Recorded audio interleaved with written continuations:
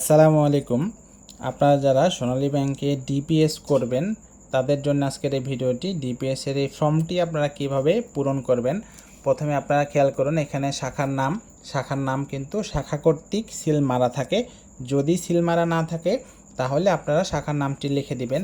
তারপরে তারিখ যে তারিখে ডিপিএস করতে যাবেন সেই তারিখটা লিখবেন।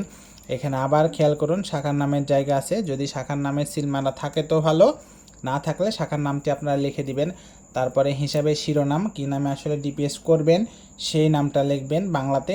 তারপরে দেখুন ইংলিশে লিখবেন, ক্যাপিটাল লেটারে লিখবেন, বড় হাতের অক্ষরে লিখবেন। তারপরে এই যে খেয়াল করুন 2 ক, এই অংশটা কিন্তু যারা এফডিআর করবে তাদের জন্যে। আপনি যেহেতু ডিপিএস করবেন আপনার জন্যে না।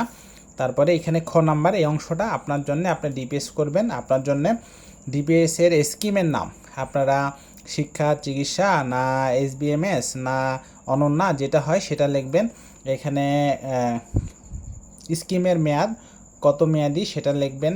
এখানে যদি প্রতি মাসে জমা দিবেন না কিভাবে জমা দিবেন, যদি প্রতি মাসে জমা দেন প্রতি মাসে লিখবেন। কিস্তির সংখ্যা, মোট কিস্তির সংখ্যা কত, 5 বছর যদি মেয়াদি হয় তাহলে 60টি হবে, 60টি লিখবেন।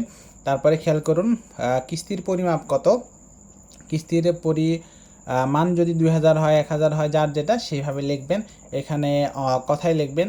এখানে খেয়াল করুন, এখানে কিছু ইনফরমেশান আছে যেটা আসলে আমরা জানি না, এটা আসলে ব্যাংক থেকে লিখে দিবে। আপনি যদি না পারেন ফাঁকা রাখবেন, ব্যাংক থেকে লিখে দিবে। এককালীন মোট কত টাকা জমা হবে আপনারা সেই হিসাব করে লিখবেন। আবার আরেকটা জিনিস বলি, যেই ডিপিএসটা আপনারা করবেন তার একটা আপনাদেরকে চার্ট দিবে, সেই চার্টে আসলে অনেক কিছু লেখা থাকে ইনফরমেশান, সেখান থেকে দেখে এখানে লিখবেন। আর না পারলে ফাঁকা রাখবেন, ব্যাংক থেকে লিখে নেবে।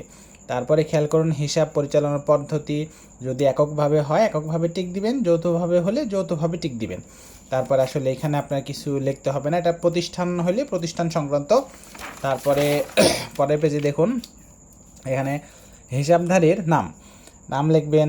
আবার ইংলিশে বড় হাতের ক্যাপিটাল লেটারে লিখবেন। জন্ম তারিখ দিবেন, পিতার নাম লিখবেন, মাতার নাম লিখবেন, স্বামী অথবা স্ত্রীর নাম লিখবেন, জাতীয়তা লিখবেন, লিঙ্গ লিখবেন। এখানে রেসিডেন্টে টিক দিবেন।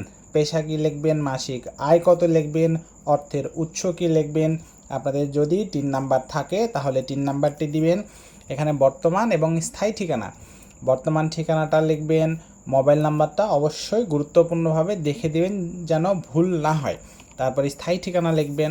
এখানে খেয়াল করুন আপনাদের এনআইডি নাম্বার, যেটা এনআইডি নাম্বারটা এখানে দিবেন। এই যে এনআইডি নাম্বার আছে 14 নাম্বার অংশে এনআইডি নাম্বারটা দিবেন। তারপরে এখানে হিসাবধারী যদি নাবালক হয়, এই অংশ হিসাবধারী আসলে নাবালক হইলে আমরা অনেকে করি না, আর যদি করেন হিসাবধারী নাবালক হলে এখানে অভিভাবকের নাম লিখবেন এবং অভিভাবকের সাথে নাবালক যে হিসাবধারী সম্পর্ক কি সেই সম্পর্কটা এখানে লিখবেন। তারপরে আপনারা খেয়াল করুন,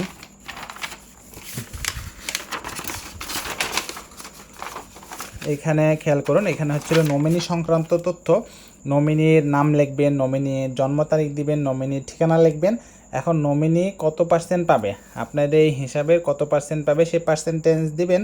নমিনির সাথে সম্পর্ক কি লিখবেন, নমিনির ভোটার আইডি কার্ডের যে নাম্বার এনআইডি নাম্বারটা দিবেন। তারপর এখানে আসলে কিছু লেখার নাই। যদি নমিনি আবার নাবালক হয় তাহলে অভিভাবক যিনি তার তথ্য এখানে আছে।